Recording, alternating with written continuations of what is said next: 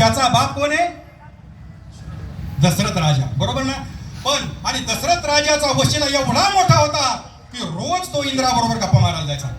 लक्षात घ्या. आणि इंद्राच्या दरबारात त्यांनी जर एंट्री केली दशरथ राजाने तर ताडकन उठून कोण इंद्रदेव उभारायची एवढी ताकद त्या ब्रह्मरात याच्यामध्ये होती. कोणामध्ये? दशरथ राजामध्ये. पण लक्षात घ्या, कोण आहे दशरथ राजा? ब्रह्मांडाचा धनी प्रभू श्री रामचंद्र त्यांचा मुलगा, आदिमाय शक्ती सीतामाई ज्यांची सून आहे आणि लक्ष्मणासारखा शूरवीर ज्यांचा पुत्र आहे, अशांचा बाप कोण आहे? दशरथ राजा. पण लक्षात घ्या बरं का, आता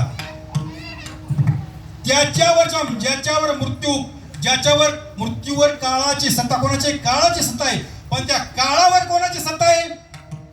भगवंताची, बरोबर ना? त्या दशरथ राजाला सुद्धा 4 मुलं असून सुद्धा मृत्यूच्या समयी त्यांच्याकडे कोणी होतं का? 4 पुत्र दशरथ अंत काळी तो एकला, अंत काळी तो एकला, 4 पुत्र दशरथ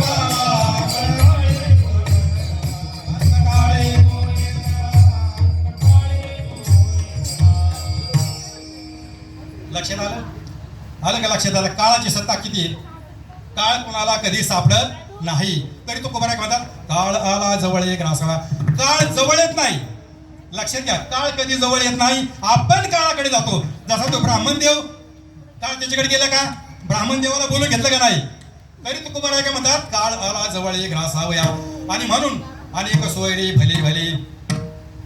आता सगळ्यांनी एकदा वर हात करा. सगळ्यांचे हात घ्या. सगळ्यांनी वर हात करा. एकदा भजन घेऊ.